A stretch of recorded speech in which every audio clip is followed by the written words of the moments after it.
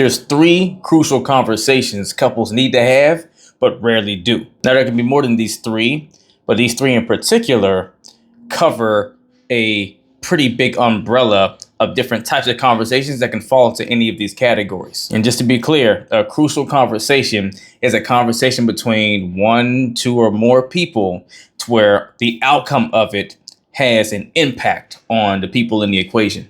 Like what's been discussed and what that means and what the result is has a lot of weight in both people or all the people involved's lives, right? Where someone may walk away feeling really good about the situation or really bad, but it's a shift change, right? That's the point. So if you're not already having these type of convos with your partner, the first one you want to start having is, how do you handle setbacks and failure? Simply put, how do you handle it when times get tough? This type of conversation gives you and your partner great insight as to how you both process disappointments, how you react to challenges, and how you bounce back or rebuild after tough times. And the most important rebuilding times are in times of conflict between you and your partner, right? Not just the things you guys will face together as a couple, but the things you'll face towards each other with your different dynamics, right? And what really happens is this type of conversation gives you guys insight or reveals your emotional resilience that you both have, right? And whether or not your coping styles align or not, because that's extremely huge if you're going to sustain and work through the toughest times to keep on moving forward. If you're very different on polar ends of the spectrum as far as your coping methods and styles are, and not aren't able to make them complement each other versus always clashing, it's not going to work. Second, what does a typical day look like with us both retired together? This is a future-focused discussion about you guys' long-term compatibility, your shared goals, and what life looks like in a regular way operating together as a team. So pretty much after the dust is settled, right? After you guys are done doing the hustle bustle and there's more time just to focus on each other, it gives you insight as to how you both think towards how that process is going to be. And it gives you an idea of where your partner versus you sees the end of this road, this journey coming to. After you're done trying to build the things you're building and you're going out here and creating this and creating that, what's it lead to? It's all in light of what? What's the finish line you're looking to get to? And making sure you guys have the same finish line in mind, right? Or one that's really similar. And it's framed in the light of once we're retired, because oftentimes it's easy to think of all the great things we do with our vision and with our, shared goals and all that stuff when it's towards us building something because we're both excited about, accumulating more for ourselves in our lives. But what about whenever all those things that some people can see as distractions, things that takes your attention away from the you and your partner, more so, hey, we're just collectively working towards this thing, which is about you guys, but it gives you a external focus point versus internal versus in-house as much versus the literal fundamentals of just being a team. Of course, if you're going to, accomplish shared goals together, you have to be a team for that. But it makes it a lot easier to shoot towards this goal. If you're like, oh, hey, you're here to help me get to the goal. That's great. But what about whenever we've achieved a lot of these things? How do we stay strong as a team going into our years past that, right? What's our foundation built on? So in reality, this kind of conversation gives you a sense of what is the foundation that we're working towards things on built from, right? Is it from a, hey, it's us doing this together thing? Or is it, hey, you're here, you're a great asset to me going to go get this goal, but there's some artery things for us as a, relationship as a couple, is two people doing life together that aren't being addressed, but we're working well enough to go get the goal. There is a difference. In a conversation like this, doesn't get any better as to letting you know whether you guys' future vision for the life you want to build is on the same page and if it is aligned or if it's not, right?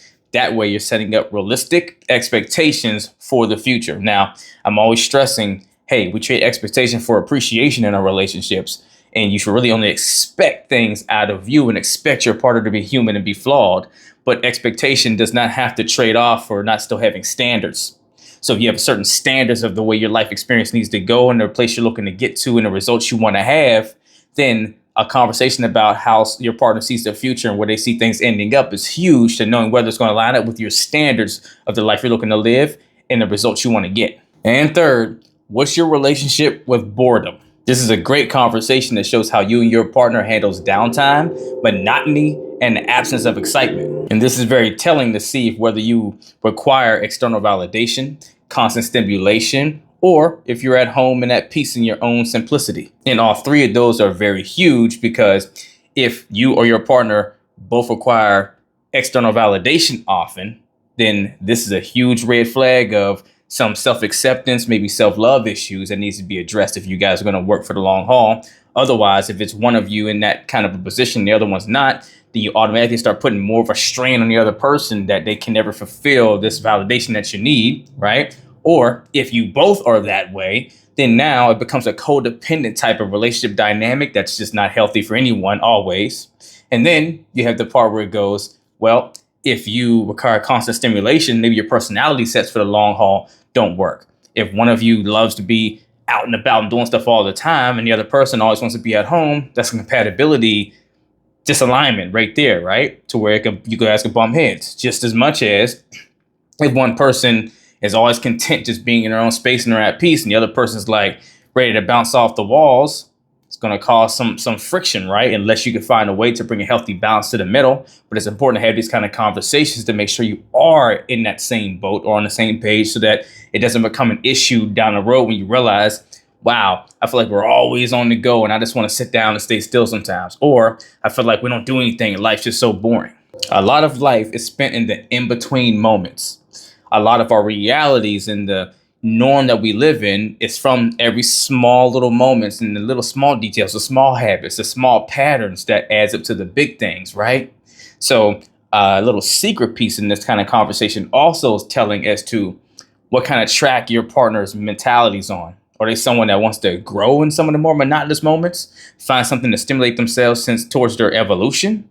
Or are they always being passive, never pushing towards something more, being ambitious, whatever the case is? This gives great insight to seeing how much self-development you and your partner are both into versus not, right? Are you aligned with that towards growth, or are you guys okay being more, just passive, maybe stagnant?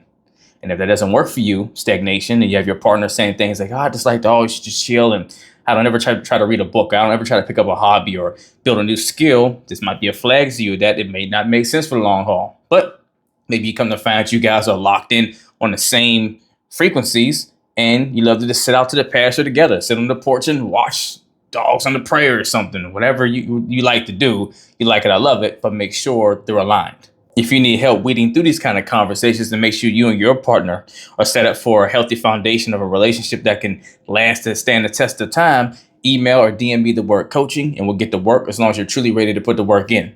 If you're not ready for one-on-one coaching or the time or the space for it, email or DM me the word revival to join my Relationship Revival Hub community, where you can learn the same things I teach my clients one-on-one at your own pace on your own time. I do live weekly coaching in there with Q&A so I can answer your questions directly. I make customized content specifically to the questions you have in there as a member, so I can give you exactly what you're looking to learn, on top of all of my courses and things that are there to teach you how to build the most effective and lights out relationship you can have, right? Conflict resolution, love languages, toxic habits that ruin relationships. Everything's loaded out in there for you to help you get the results you really want to get.